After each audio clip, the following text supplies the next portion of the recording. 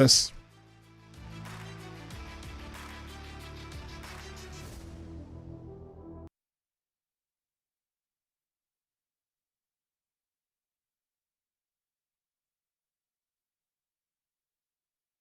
And up to 50,000 Rand in cash and more. Now's the best time to shop younger girls' leggings at just 170 Rand each when you buy any two. Woolworths, the difference. T's and C's apply. On 947, this is Eyewitness News. Good evening, I'm Lerato Hefele. The DA-led multi-party coalition in Tshwane says it's filing an urgent court interdict to have the Speaker reconvene today's special council sitting to elect a new mayor. Tshwane Council Speaker Mngeti Nzwanana adjourned today's council meeting in order to seek legal opinion on the status of COPE Councillor Justice Sefanyetso. Nzwanana says he received two contradictory letters from COPE, with one stating it was withdrawing him as its representative in council and another saying it was not. Here's DA Councillor Kwena Moloto. As I said, this is politically motivated. There are only two reasons for a speaker to adjourn council. The one is if there's violence. There was no violence inside the chambers today. The second is if you no longer meet quorum. And if you even go into the council chambers right now, we still have the majority of councillors, 108 councillors, sitting inside their seat. The fate of former President Jacob Zuma's private prosecution of state advocate Billy Downer and journalist Karen Moore will now be decided by the Pietermaritzburg High Court. Zuma has accused Downer of sanctioning the leaking of confidential medical information to Moore in breach of the NPA Act. They've both brought applications to have the summonses they've been served reviewed and set aside. Bernadette Wicks has more. There were heated exchanges in court this afternoon. By the time Dali Mpofu and his co-counsel Tabani Masuku for Jacob Zuma had wrapped up their arguments, there were only 15 minutes of court time left for advocates Stephen Budlander for Karen Moore and advocate Jeff Budlander, who's representing Billy Downer, to make their final submissions. This led to Stephen Budlander raising questions as to how they would do so, following which Mpofu stood up to address the court once more, prompting Stephen Budlander to label his conduct unprofessional. Mpofu took exception to this and to comments Stephen Budlander had made earlier in the day to the effect that he was filibustering. Ultimately, Morn and Downer's counsel were given an hour to complete their submissions, in which they described Zuma's counsel's representations as a spectacle. Bernadette Wicks, Eyewitness News.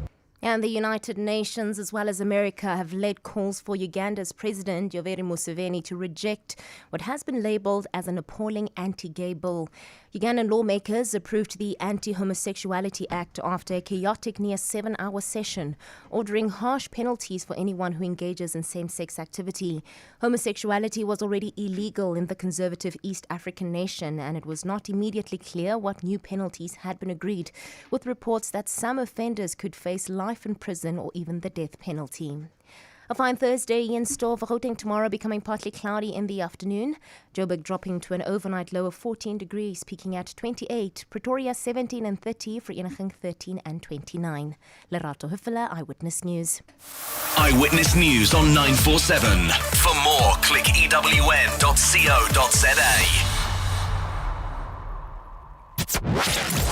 #MSW. You may begin to feel anxious or excited. Honest, deliberate, engaging, uncensored. High dosage administration can cause adverse reactions. And most importantly, independent in mind. This is a normal response. Are you ready? Marawa Sports Worldwide. For another time, we show you that we are not a team. We are 11 players that go into the pitch. I see players that don't want to help each other, don't put the heart. And for me, this is unacceptable. Marawa Sports Worldwide. I just want to wish the national icon Clive Barker speedy recovery. Not only did he win my heart when we won the African Cup of Nations, but also Rob when he pulled that in Design Bafana when we qualified for our first World Cup, Rob. And for me, he will remain one of the greatest coaches that we've ever had in this country, Rob. Changing and re-engineering sports on the continent and the world. From his son, John Barker, there's always memories, and I think for all of us, it's the Ndizani moment, the aeroplane celebration. Just that image alone is selfishly our image. He was the poster boy of that positivity around 96. Robert Marawa, live on 947. Vuma FM, Rise FM, and Sowetan Live. #MSW.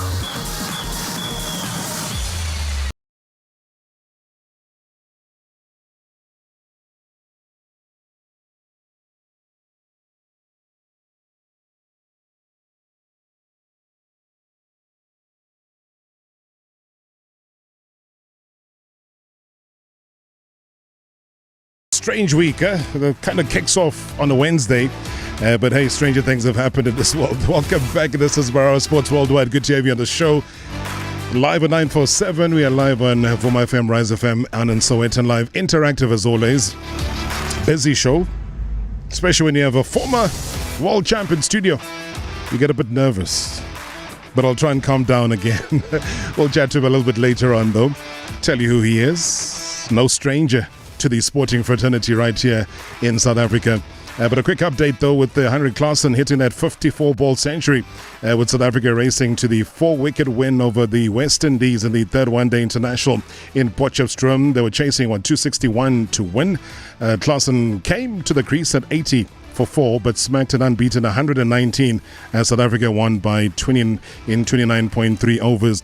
It's the fastest any side had chased more than 250 in the men's ODI. West Indies, though, bowled out for 260, with Brandon King making 72, left-arm seamer Marco Jansen, as well as spinner Bjorn Fontaine, both taking 2 wickets off 46 balls. Now the series finishes 1 apiece after opening ODI was washed out. We just fixed a little technical thing yesterday after about 50 balls of inside edging and outside arming balls, and just try to stay nice and still and nice and calm, especially my hands, keep it nice and still. And after that, yesterday in the nets, I've hit a couple of better balls, almost, if I can say that. Everything seems to hit the middle a little bit better, and that confidence I took in today's camp.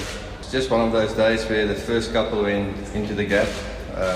The rest was quite simple for me, to be honest. We're trying to play the conditions and not the situations, and the conditions today was fantastic to bat on. And I felt like I got a couple of loose deliveries that I capitalised on, and that obviously set my tempo for the innings, and I didn't have to take too many risks. And I took maybe 1 or 2, but the good ball I could have respected. There was no pressure on, even when I got in, to chase any sort of big run rate. So when the conditions are good like that and you have to go at 4.5, 5, you just need to bat through and just almost play each ball on its own merit, and that's what I did today. I just think this is the first time that there's a little bit more consistency of me playing. Normally I also was back quite a bit, but I've always found myself playing one game or 2 games in the series and miss out 1 game. So this is the first time that I actually got a good, decent run in the team. Yeah, I think depends what is a positive option on the day. For them, Aiden has hit 1 billion cover drives. Rusty has pulled 1 billion balls. So for them, it stays a great option, and a great option stays a great option. Doesn't matter what people say outside in the world.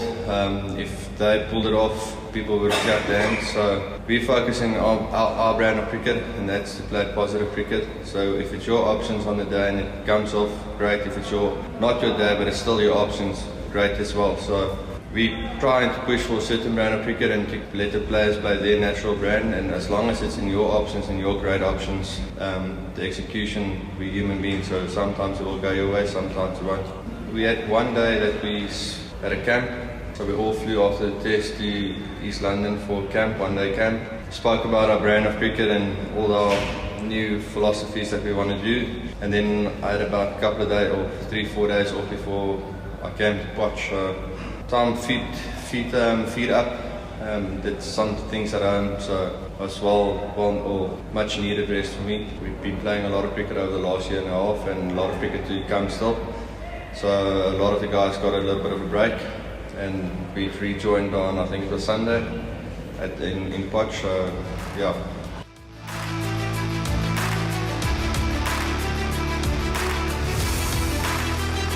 All right, before we head off to Rwanda, let's give you the latest as well in terms of what the Proteas captain Temba Bavuma had described yesterday's triumph over the West Indies, and specifically the role played by Henrik Claassen in helping achieve it as a watershed moment for the limited over side. Yeah, I'd like to think we've taken a couple of more steps towards what perfect would kind of look like for us. Obviously we know there's still it's still a learning process that we're going to have to go through.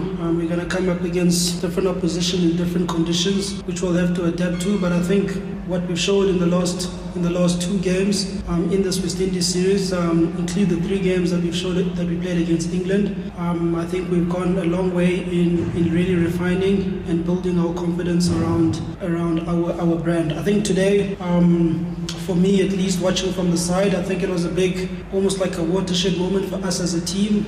We've been speaking about how we'd like to play.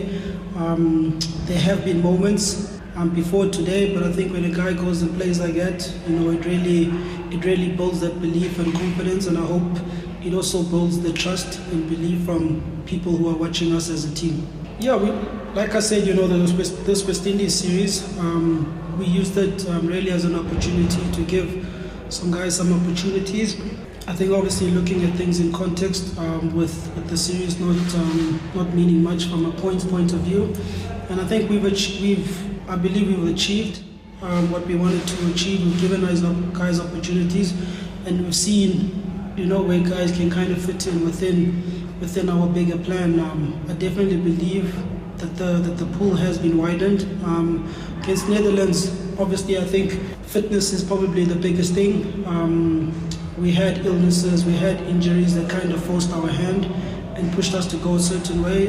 So hopefully against Netherlands, everyone's fit, I'm fit. And then obviously, myself, the coach, will get together and we'll, select our best 11 team.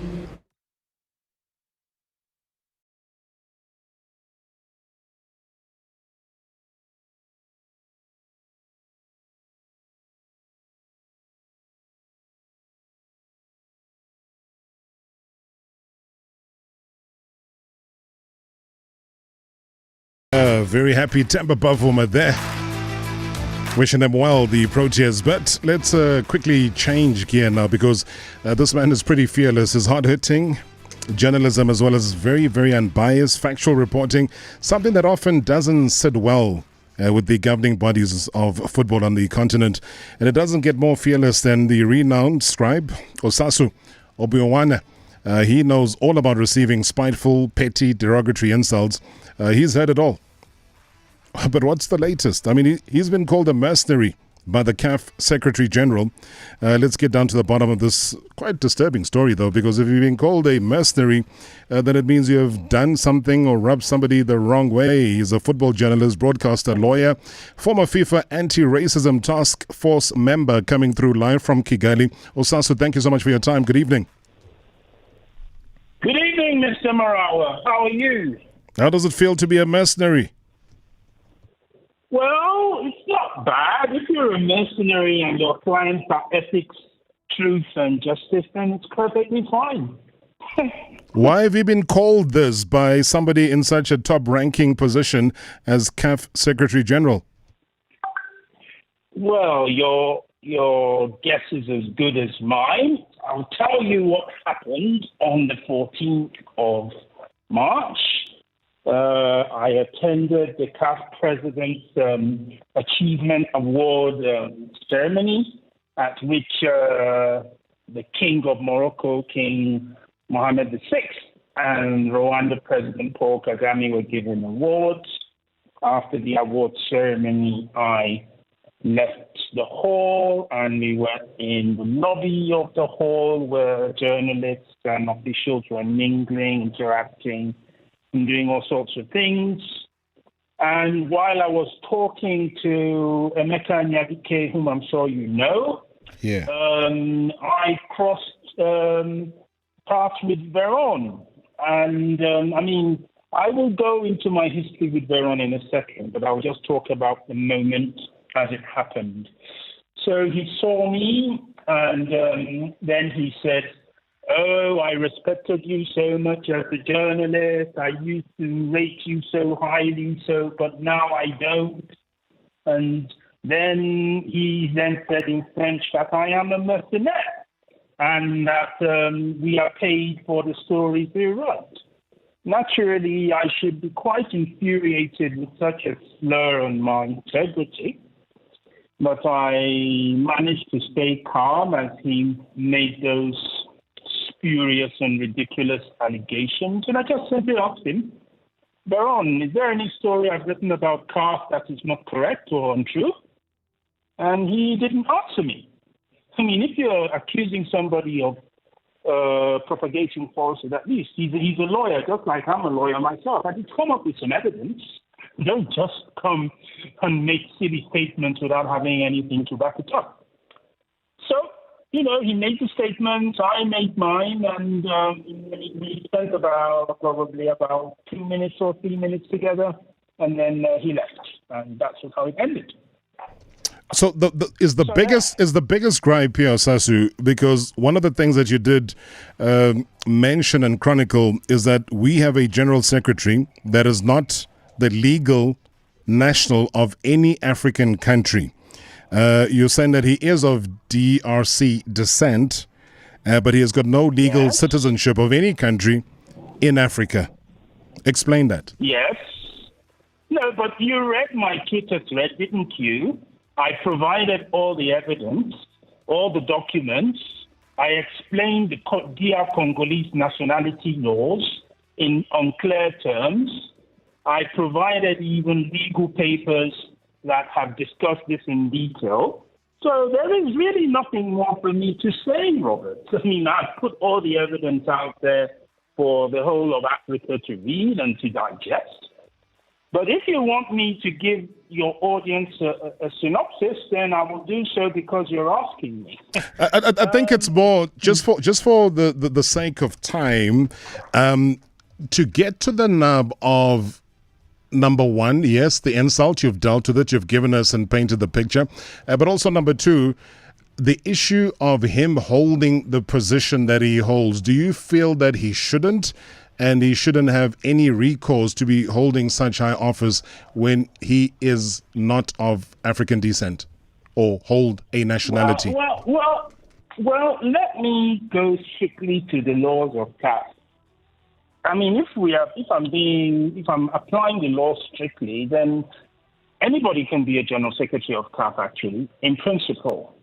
But the convention and tradition since 1957, of course, has been that the General Secretary of the Confederation of African Football has always been somebody of African descent and somebody who is an African national. We have had Egyptians, we have had 2 Moroccans. We've never had a Black African national heading the General Secretary's office. That would have been Baron if he had been a proper citizen of the Democratic Republic of Congo. I mean, I am not arguing that his origins are not from there. Yes, they are. But the truth of the matter is that he is a Swiss national. And under the Congolese nationality laws, dual nationality is forbidden. So he cannot have a regular citizen's passport from the Democratic Republic of Congo. That's the reason why 2 months after he was elected he was selected as the General Secretary of CAF, he got a diplomatic passport from the DRC government. Now, for those who don't understand how diplomatic passports are given out by countries, you do not have to be a citizen of a country for a government to give you a diplomatic passport. You do not need that. All you need is for the government to issue it, and once the government has issued it, it is a legal travel document that you can use. The issue is he cannot get a passport as a regular citizen, because I've told you what the law of the Democratic Republic of Congo is. That has been the nationality law since 2002. Please don't take my word for it. Oh, all right. Don't take my word for it. Either that I didn't drop him. You heard that. That's a connection coming through from Kigali in Rwanda. That is Osasu Obiawana, who's a football journalist, a broadcaster. Obviously locked in exchanges with the leadership of the CAF, which has on many occasions looked at him as being somewhat highly critical of their work. Don't go anywhere. After this, we also have Brian Mitchell in studio. Marawa Sports Worldwide Live. In 3, 2, 1. On 947, Vuma FM, Rise FM, and Soweto Live. #MSW. When choosing your next Audi, have peace of mind knowing that the future value of your latest investment is guaranteed. Drive the elegant A4 sedan from 9,999 per month at a fixed interest rate with Audi Assured. Audi Assured is a progressive finance solution designed to be as flexible as you are. With no risk to you, you can now drive the latest Audi more often. At the end of your contract term, you can choose to retain, return, or trade in your vehicle. Contact your nearest Audi dealer to find out more. Audi Assured. Finance your Audi with tomorrow in mind. Offer subject to approval from Audi Financial Services, a division of VW Financial Services Pty Ltd, an authorized FS and registered CP. T's and C's apply. Audi. Vorsprung durch Technik. Lotto Star invites you to a life of excitement and action with our live game shows. Find the lost golden city in Gonzo's treasure hunt. Hit the wildest multipliers ever in Crazy Time. Or pick the winning side and score big with Football Studio. With payouts of up to 10 million rand, what are you waiting for? Bet now on lottostar.co.za. Your world of live games. Lotto Star is licensed by the Mpumalanga Economic Regulator. No under 18s. National Responsible Gambling Program. 0800 006 008. T's and C's apply. All games are fixed odds betting events. Ahoy, matey! Does your ship have Wi-Fi yet? No. I'm out of range for fiber coverage. Avast, you scallywag. You don't need cables. Just get LTE from AfriHost. You'll be on board and online in no time. Blimey. In that case, 'tis a AfriHost life for me. Visit AfriHost to get LTE from only 49 Rand a month. For mateys outside of fiber coverage. AfriHost, pure internet joy. T's and C's apply. Do you aspire to live in the heart of Waterfall? Well, now you can. Master your lifestyle in a Poland designer apartment. 3-bedroom luxury apartments and penthouses with integrated Smeg appliances and top-of-the-range finishes, including a state-of-the-art award-winning lifestyle center comprising of Labuquera restaurant, a half basketball court, gym, boardroom, concierge, Little Hill Montessori School, and more. Apply now for your Ball and Green bond with massive 20-year savings. T's and C's apply. Visit ballwind.co.za. At Trinidor, we never stop innovating. Introducing the re-engineered Trojan retractable products and Griffin Guard security screen with state-of-the-art materials that deliver advanced Trinidor strength at a better price than ever before. Visit trinidor.co.za and explore the latest in home security. Trinidor. Strong, stylish, secure. Make your Easter exceptional at Pick n Pay. Get 1.5-litre Coca-Cola Original Taste Less Sugar, 4 for only 54 Rand when you swipe. And 1-litre P&P Extra Virgin Olive Oil, get 2 for only 220 Rand when you swipe. Exceptional Easter savings, only at Pick n Pay. Valid 20 to 26 March while stocks last. T's and C's apply. Previously on Marawa Sports Worldwide. I mean, one of the most celebrated and most successful Bafana Bafana coaches has not been well. I'm simply talking about the 1996 AFCON winning coach, Clive Barker. Tinkler came up, do it! They've done it! Williams got in there! But his health again has taken a bit of a turn. Let's get an update, though, from his son, John Barker. This disease has taken effect on him, definitely with his speech and some memory things, but he's the most positive person in the world. He's typical of my dad. He's still trying to be the coach. It's incredibly emotional for all of us and distressing and sad when you start to see these things happen. Even though all this is happening to my dad, he's still positive and is still fighting. #MSW. #MSW. #MSW. Inquisitive fun. It's radio. #MSW. Good evening, Mr. Marawa. Kuluma Nesbongele Nogamkwan Kamka Matafen. Marawa, it's a worrying fact if you look at our national teams, Mr. Marawa, from let me start from under 20 to under 23 and the Bafana. There is a big difference, Mr. Marawa. And he was talking about under 23, which has gone 7 games without a win. And when you look at the style of play that we say it's our identity, that thing is lost, Mr. Marawa. What is happening is under 20 and under 23 and the Bafana is totally different, Mr. Marawa. And our football is going down the drain. I think SAFA committee and all the bosses who are in charge of South African football need to step up and do something about this. Our football is going down the drain, Mr. Marawa. Thank you. Well, hopefully our boxing is not going down the drain. Is it down the drain? Is there a drain? Is there hope? Well, the big thing is that we got the man who can make a call. Give us the answers to what I've just posed right now. It's got exactly 25 minutes after the hour. It is Marawa Sports Worldwide live on 947, Vuma FM, Rise FM, as well as Sowetan Live Interactive. Any questions? I mean, if you're a big boxing fan, I mean, this is a wonderful opportunity for you. Step forward. Ask Brian Mitchell any question, because I know how passionate this man is. I know his journey. I know his frustrations. I know his desires, his wants, his everything when it comes to boxing, and where we are and where we aren't, where we should be and where we're just lagging. So 060-7080-484, 060-7080-484 is the WhatsApp voice note number. Otherwise, directly dial us in studio, 011-8838-947, 011-8838-947. In fact, even before I introduce him, I wonder if he knows what happened on this day in history on the 22nd of March, 1967. Any idea, Brian? No. Absolutely. Sorry about that. 22nd of March, 1967. I was only 6 years old, Robert, so I wasn't into boxing yet. I was 3 years away from becoming a boxer. You had a little six-pack as a 6-year-old. I was only a 6-year-old, but I was probably already boxing at home.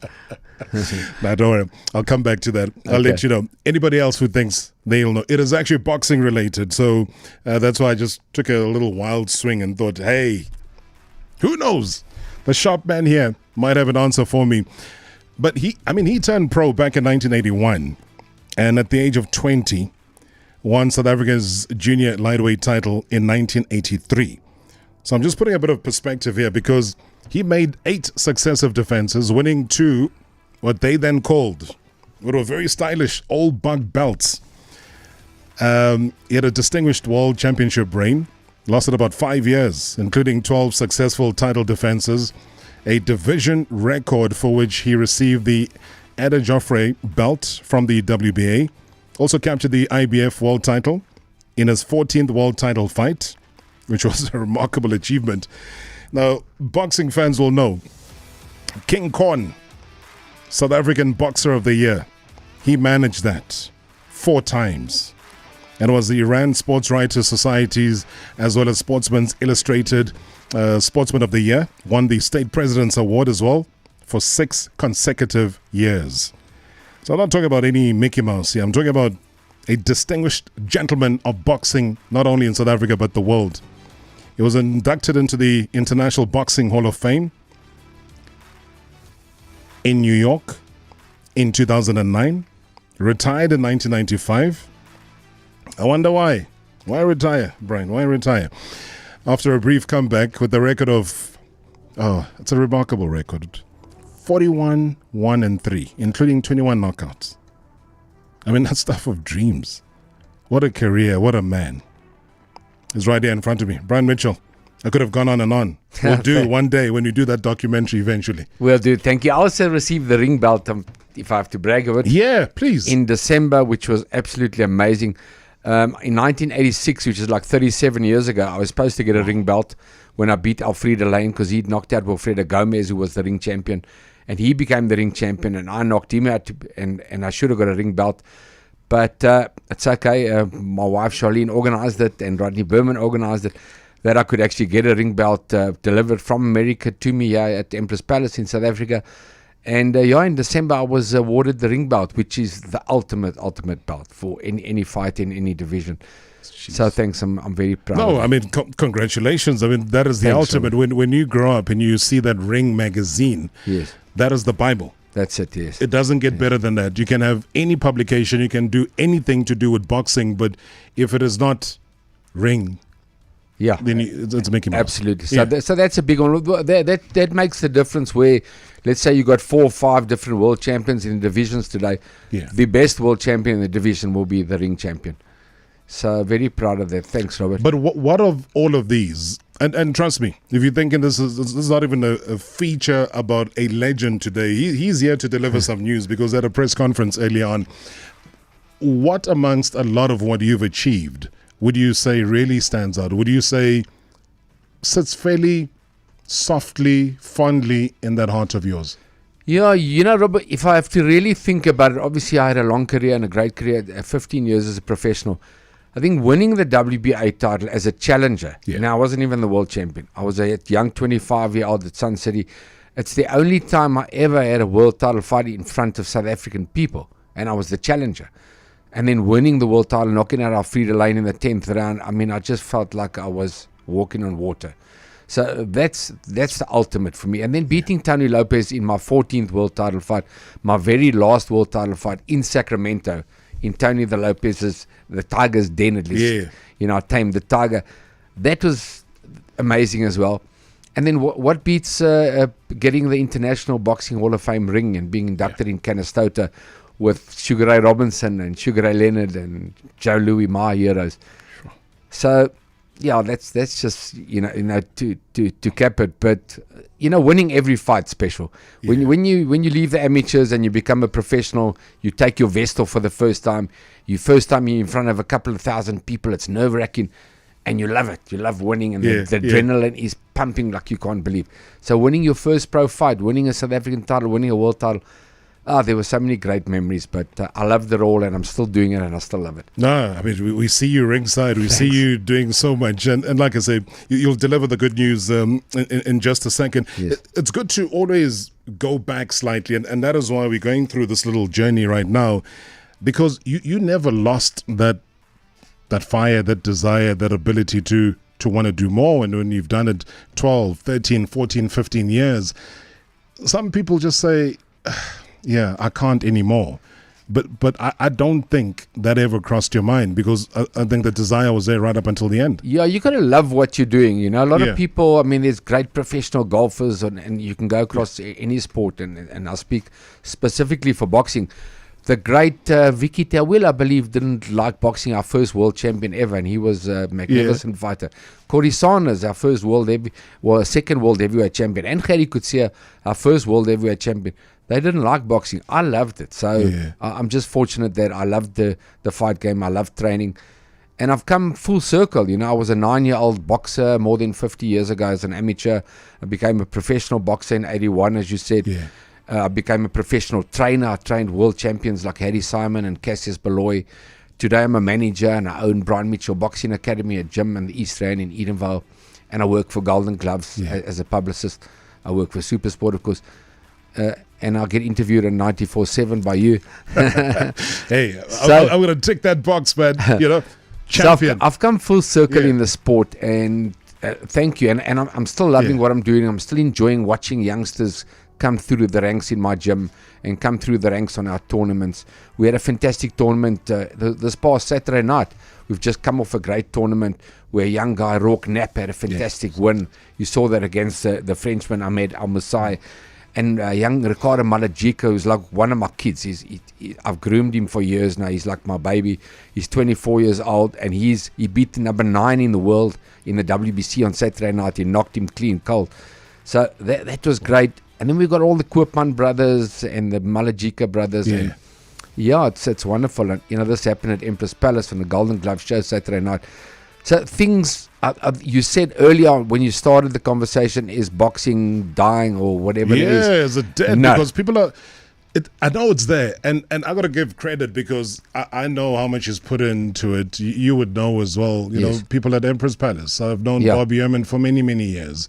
And he would do more than most in making sure that there are bouts available, that the facilities utilized, etc., etc.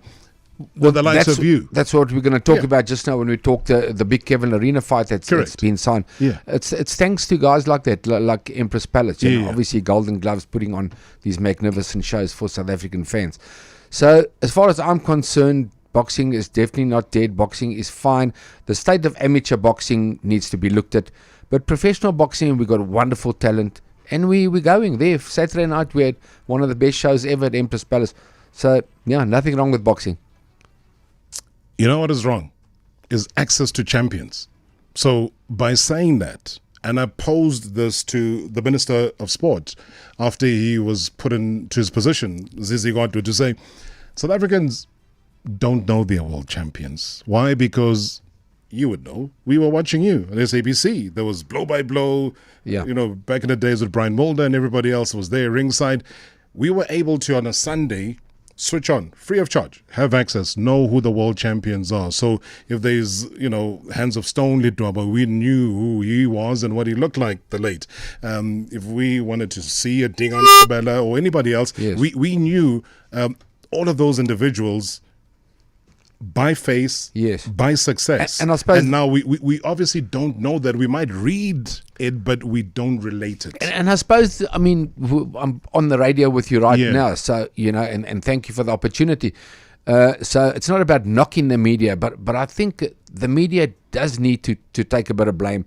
Like you say, you need to know who these champions are. You need pictures of Rourke Knapp and Tace and all these guys, Malajika, on the front pages, on the back pages, on the sport pages of our newspapers. How do we improve it though, Brian? The media needs to just expose the fighters more, give them more opportunities. In the old days we did have that. Fortunately, in my time, boxing was massive, and we're trying. Like I said, obviously we say Empress Palace, we say Golden Gloves, we put 100% into boxing. So we do what we can for every fighter out there. We're making lots of young fighters' dreams come true, and giving them a way out in life by paying them to be a professional fighter. But we do need the media. Pay-per-view is great, a new part of SuperSport. Yeah. I don't want to get you into trouble about I'm allowed to say that. Yeah, no, 100%. It's your job, and we love what you do on the platform.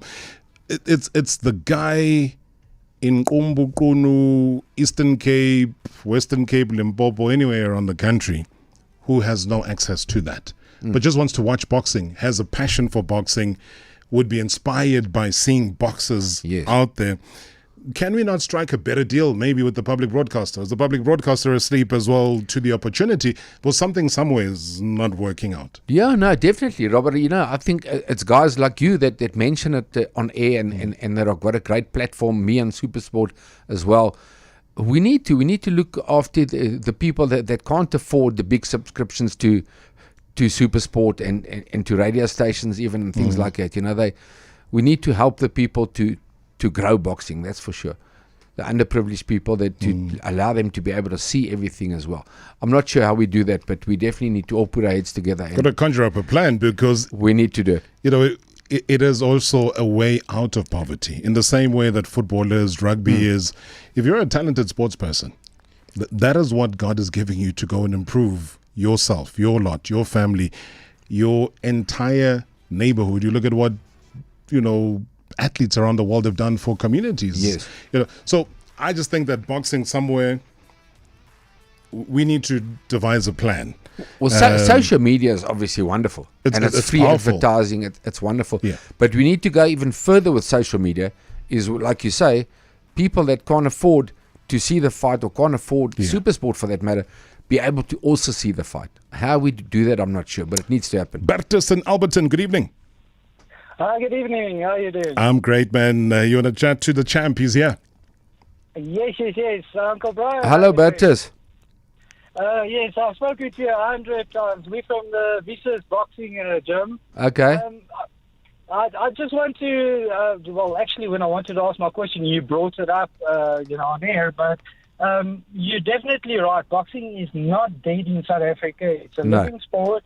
And on top of that, if you look at champs, in my eyes, like Warren Uber, Hacky Butler, all the smaller divisions.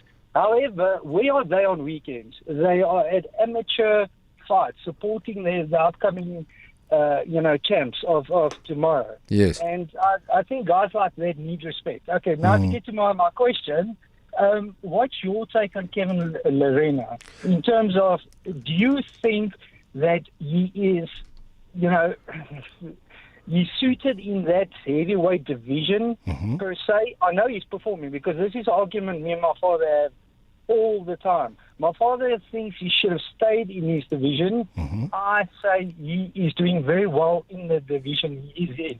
What's your take on that? Nice question, Bertus. Thank you so much. I'll ask you to listen after the break because that is a crucial question that is about Kevin Lerida. He's not here today, but yeah, there was a press conference. That question will be answered. Marawa Sports Worldwide Live. In 3, 2, 1. On 947, Vuma FM, Rise FM, and Soweto Live. #MSW. Trying to run away from your problems. You're doing it wrong. But you're very unfit, and running hurts. Ouch, that's just wrong. What about trading in your car? Wrong. Rather wheelie it instead. Get multiple offers and choose the best one. That's how you get the best cash price for your car. It's the way selling should be. Go to wheelie.co.za. It's simple, fast and safe. Don't just sell your car. Beep, beep. Wheelie it. Monster Jam is back, featuring 8 of the world's best trucks and drivers, including Megalodon, Gravedigger, El Toro Loco, and more, competing in racing skills and freestyle competitions for the event championship. Plus, see freestyle motocross live. Monster Jam is full throttle family fun. Coming to the FNB Stadium 29 April. Book your tickets now at showtime.co.za. Brought to you by McDonald's in association with Supersport and 947. Fly Emirates First and Business Class and look forward to a journey that's as incredible as your destination. Start your holiday with delicious fine dining, impeccable service, and comfort that's out of this world. Sip drinks in our A380 onboard lounge, watch a movie, and drift into a restful sleep in flatbed seats. Treat yourself to Emirates First and Business Class. Fly Emirates. Fly better. The Big Green Sale with up to 50% off is now on at House & Home. Come get your share of the lowest prices, like the 13 kg Hisense Silver Top Loader washing machine, now just 5,790, a massive saving. And get the new release Sony PS5 with God of War game for a low 13,490. Don't miss out. Shop House & Home's Big Green Sale online and in store until 2 April 2023. T's and C's apply. The next days are not a measurement of time, but the distance from here to the finish line.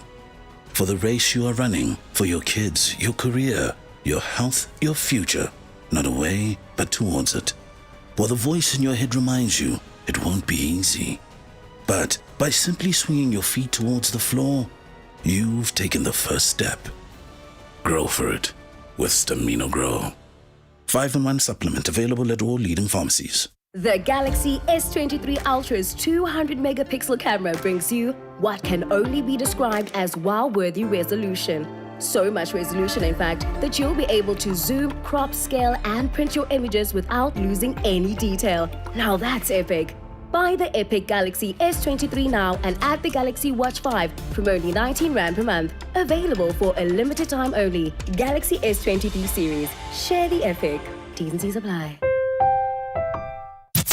Previously on Marawa Sports Worldwide. I just want to wish the national icon Clive Barker speedy recovery. Not only did he win my heart when we won the African Cup of Nations, but also, Rob, when he pulled that in Design Bafana when we qualified for our first World Cup, Rob. And for me, he will remain one of the greatest coaches that we've ever had in this country, Rob. Let me wish our father of football in South Africa, Clive the Dog Barker, a speedy recovery, Mr. Marawa. Yeah, lots and lots of messages coming through the length and breadth of South Africa, wishing our coach Clive Barker good health. #MSW. #MSW. Hi Robert, it's Winston, and good day to the shareholders, and hi to Prime. Robert, the under-23 is our national team. You know, without progression, there isn't much you can do. Cricket South Africa has progression. Look at Makram. Look at Rabada as well. They started with playing for the under-19s. They progressed all the way up to the national team. Same with rugby. You look at the likes of Pollard and stuff. They all progressed from the junior teams to the senior teams. It's all about progression. And when it comes to boxing, I don't know why South African boxing is not like before, because I don't even know. I don't know what's going on anymore. if you look at overseas boxing, Robert, they have people who it's all about knockouts nowadays. There's a big fight coming up next week, Gervonta Davis against Ryan Garcia. A big fight. I'd just like to ask Brian, who do you think will win between Gervonta Davis and Ryan Garcia? And when it comes to South African boxing, I just don't know. It's a sad state, It's a sad state, really. Thank you, Robert. Winston. Yeah, Winston, thank you so much indeed. 947. It is Marawa Sports Worldwide. If you're just joining us, interactive Brian Mitchell in studio, former WBA, IBF junior lightweight champion, Hall of Famer. Everything that you ever want, he has achieved. How do you answer, Winston? Because it kind of teeters on what we were chatting about before the break. With the Gervonta Davis fight? Yeah, maybe let's start with that. You get that out the way. Yeah. Gervonta Davis is unbelievable. He's brilliant. He'll win by knockout. Win by knockout? I think so. So he's talking about the excitement of what those kind of bouts have brought to the world and saying that, are we lagging behind? Why aren't we catching up? What's your take on that? Robert, we're not lagging behind. Like I said, we just had a fantastic tournament on the weekend. Next week, I'm in East London for a fantastic tournament with Lusanda Komanisi defending his South African title. I don't know why people are always saying that what's wrong with boxing, because we actually find the other sports have grown unbelievable. I mean, look at cricket, how it's grown, and rugby. We world champions twice, and our sport is good. It's good. So I don't think boxing's low at all. We can't compare ourselves to America. I mean, America's got 350 million people. So for our little country of 60 million people, I think we're doing fine. We've had great world champions. And I'm in boxing, and I'm saying it's fine. And you see it every time. I see it every day. Yeah. You steep in it I because live sleep and eat boxing, and it's fine. I think it's access. I think it's what we both agreed is probably contributing to it is the general old school access that people feel they don't have. And I mean, I know that he was just saying as well that progression is important, and he was talking about cricket, Rabada, Pollard, and everybody else being there and saying that, maybe that's what football and boxing do need, is that progression, but there is growth. I'll talk about what Bertus was asking in a second. I want to take a call. Jeffrey's in Chirina. Good evening. Hi, good evening, Robert. Good evening, Brian. Good evening. I've been listening to you guys, and I'm actually quite sad for the past 30, 40 years. As I said to the lady, I remembered when Ferry Kutsia used to box, and my father, I had to explain to him over the radio because we could only listen boxing on the radio. And I remembered when Blow by Blow used to play, we used to, on a Sunday afternoon. And I'm wondering, why is boxing not advertised like cricket, like soccer, like rugby, like the other sports? It's only boxing that is not televised anymore. I remember as a young boy, I used to watch Brian Mitchell when he was boxing with Tony Lopez. I actually saw only the other day a fight of Philip and Doe when he was boxing on one of the fights that he lost. It was on Facebook. Why must these fights be shown on Facebook and things like that? Why can't we have a boxing on our TV stations these days? I mean, that is something that we really need, Robert. That's something that we wish to have. Yeah, I think, Jeffrey, it's exactly what I was trying to say with Brian earlier. It might sound complicated, but I get you, because we would wake up, and Brian, you would know, when you're fighting overseas, that's a 3 a.m. slot, and we would be up there with you, whether it was Michael Dokes or Tate or Spinks or anybody else that was fighting. We were there. We used to wake up when Jan Bergman was fighting, Dante Bella was fighting. If it was 3 o'clock, 2 o'clock in the morning, we'll wake up to watch it. But now there's nothing anymore. I think Brian is one of our icons in South Africa. Absolutely. Thank you, man. Thanks, Jeffrey. Listen on the radio. Yeah. Robert, I think the real answer is it's the personalities. Yeah. If you look at the 70s in the heavyweight division, you had Ali, Foreman, Norton, Fraser. So it was unbelievable, the personalities. The 80s, you had in the middleweight division, you had Leonard, Hagler, Hearns, Duran, I mean, the four kings. Yeah. In South Africa, you had myself and Gerrie Coetzee and Harold Volbrecht, Dingaan Tobela, Baby Jake McClala. You know, people knew the names. So I think it's the personalities. But I think they knew and saw them. They knew and saw that. But, Yeah. but it's also, I do blame the media of late that we're not projecting the guys enough and giving them the publicity. Like a Raw Knapp that fought Saturday night, for example. The guys are absolutely brilliant. Ricardo Malajika, absolutely brilliant. But they're not getting all the coverage. So nobody's talking about them. And I think that's one of the problems. I think let's come up with a strategy, because at times we hear the people, so there is a problem. You obviously We've got to listen to the people. we got to listen. And you know, I'm part of those that are saying I believe the public broadcaster could do better. Yes, I believe that they could work better with the promoters in terms of putting out the fights. I believe that they could negotiate even with the pay-per-view to say, okay, maybe we'll run with it live or delayed, whatever, as long as there's a solution where people find each other and we are able to move the sport of boxing forward. For sure. No, you're 100%. You know what I find is it's a big compliment to me, because I fought in the 80s and the guys were always saying that the fighters were better and the access was better and they watched us. But people always talk about where's the golden era gone? I think we live in a golden era all the time. You know? But they're not Brian Mitchell. I mean, you were able to carry yourself. Maybe there's no Brian Mitchells around. You were able to promote yourself. Let's get down to Kevin Lerena. Bertus talked about him, his attributes, being a heavyweight. Is he doing the right thing? Well, I'll tell you about our massive press conference we had today as well. And then, to answer his question, Kevin was a very good cruiserweight at 91 kilograms. He battled a bit to make the weight because he was a big cruiserweight. He's a small heavyweight, so he went into the heavyweight division and didn't do well in the heavyweight division in London in December. And now there's a bridgerweight division. So I do believe that's the right division for Kevin Lerena. And the WBC has brought out the bridgerweight division. Kevin Lerena will be fighting Riyad Murray in a WBC final eliminator at Empress Palace on the 13th of May on a Golden Glove show. And Riyad Murray was the WBA regular cruiserweight champion. Kevin Lerena was the IBO cruiserweight champion. So these are two cruiserweight champions, very good cruiserweight champions that obviously are big cruiserweights. Now they're going to fight at bridgerweight. So bridgerweight means like 100 kilograms.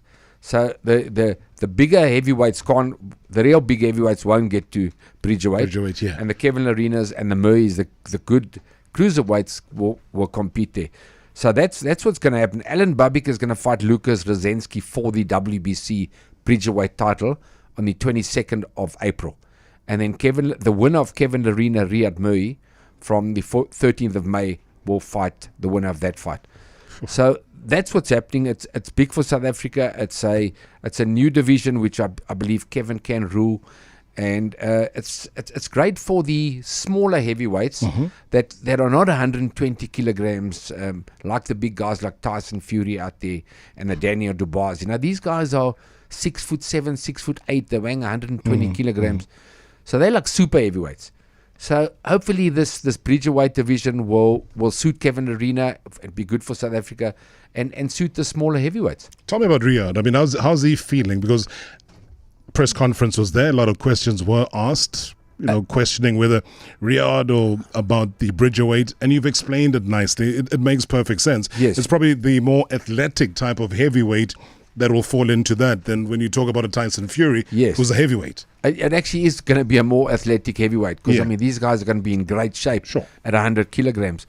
Riyad Murray wasn't there. He's from Belgium, so he'll arrive in the country about 2 weeks before the 13th of May. But the interesting fact is that the distinct similarities between Kevin and Riyad Murray, they're both 30 years old. They both have one Lebanese parent, in fact, and they're both from Africa. Oh, wow. Because Riyad Murray is from the Ivory Coast. He was born in the Ivory Coast and now resides in Belgium. So you've actually got two Africans fighting for the number one spot in the WBC eliminator for that championship. Well, it tailors nicely. Tailors very, very nicely for the first one. But I mean, that whole Daniel Dubois incident. Yeah. How much did that shake Kevin up? Because watching the fight, seeing what he did, especially in that first round, seeing Daniel get hurt, but then, Daniel bounces back, third round, and then seeing Kevin get hurt in inverted commas by a decision, which obviously Kevin's camp was like, hey, we're going to go make a noise about this because we feel it was wrong. Yeah, the WBA was out of line because it was 3 knockdowns, although the first knockdown was official and the other 2 knockdowns he'd obviously damaged his ligaments in his knee. Kevin, I suppose, if he looks back at it now as well, will agree with me that he should have jumped on him in round 2 and round 3. He had a big opportunity. And Daniel Dubois obviously came back fantastic to win the fight. But once again, is Kevin big enough for the heavyweight division? The bridgerweight division is a big opportunity for him now. And this is his chance once again to prove himself in the bridgerweight division, that he can mix it with the big guys in the world. But boxers, they want to be heavyweights. They want to be the name. So bridgerweight, accommodating for now. But I would still see. I know Kevin's desire, his passion. Yeah, he could still end up being with the big guys in the heavyweight division. It's not too late. Let's see what happens in the bridgerweight. You get guys like, if you look back in history, you get guys like Evander Holyfield. When he became a cruiserweight, the division was, nobody even spoke about cruiserweight. All of a sudden, you had a division, and maybe Kevin Arena will be that guy in the bridgerweight that in the next year or 2 or 3, the bridgerweight division will be a force to be reckoned with. So it's all new, but it's exciting. You got 2 guys that have had. Riyad Murray's had 32 fights and 31 wins. This guy can fight. Kevin Arena's had 30 fights, 28 wins, only 2 losses. 1 to Johnny Miller, which he avenged, and then of course Daniel Dubois is a heavyweight. So Arena can fight. So it's a good fight. It's good for South Africa. It's good for world boxing. The president of the WBC is very excited about the fight, Marisha Suleiman.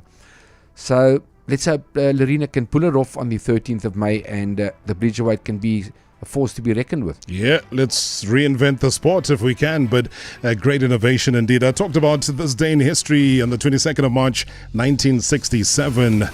Well, I can tell you that Muhammad Ali knocked out Zora 40 in the 7th round to retain the world heavyweight title at New York's Madison Square Garden. It was Ali's last fight for 3.5 years because of his legal battle over his refusal to be drafted into the U.S. Army during the Vietnam War. So there it is. Brian Mitchell was all of 6 years old on the 22nd of March 1967. Hi Robert, it's A.B. Moloi from Naturena. What a great boxer of all times there with you, Brian Mitchell. Please ask him why is this deteriorating of our boxing in South Africa. We are no longer producing, the world champions like the days when they were still, active in boxing. Thank you very much. Yeah. You'll stick to your guns, though. You'll stick to your guns. What can I say, Robert? The old school people, they want the old time fighters back. I got Twitter Ninja here on Twitter as well saying, please ask the Raging Bull who would have won the so-called fight South Africa never got to see. Brian Mitchell versus Dingaan Thobela. Please lay it out, because Dingaan Thobela is in studio here on Friday as a legend. So lay the red carpet for us. From my point of view? Yeah. Well, I never got beaten, Robert, so I don't see how Dingaan Thobela was going to beat me. Dingaan Thobela beat Tony Lopez, and I beat... at least Tony Lopez beat Dingaan Thobela, and I beat Tony Lopez. But Dingaan Thobela is a good friend of mine, but he definitely wouldn't have beaten me, no way. Is it too late? Can we organize an over... It's not too late. Eh? I believe Dingaan's in shape now. He's coming in tomorrow, on Friday with a 6-pack. Well, if 94/7 offers us the right money, we'll get in the ring and do it. Yeah, okay. Should we raise it? Let's raise it. Hey? Let Empress Palace and Golden Gloves put it on. What's the minimum? So that we can wash the entire Joburg pink. Well, at our age, I think we're negotiable. 3 rounds? 5 2-minute rounds. 5 2-minute rounds? I would say. We're talking boxing, yeah? Yeah, boxing, not cage fighting. Oh, Brian, thank you so much, man. Thank you, Robert. What an absolute gem of a conversation. What a champ you've always been. What an accessible person you continue to be. And keep making a difference, though. Like I say, maybe we'll have a conversation soon where we come back to the people and say, we heard you. here's the solution. And I think that'll be the greatest thing for me to have achieved, because boxing still is and will continue to be big in SA. It's a great popular sport. Thank you for the opportunity, Robert Marawa. Thank you so much. Brian Mitchell. We bring the champs. As I said, Friday, brace yourself, because the fight never happened. But Brian Mitchell just said, well, he's never lost a fight, so how on earth would a ding-on have ever knocked him out? Dream on. You won't be dreaming. We'll have him in studio. Catch up again tomorrow. It's been great. Marawa Sports Worldwide Live. In 3, 2, 1. On 947, Vuma FM, Rise FM, and Soweto Live. #MSW.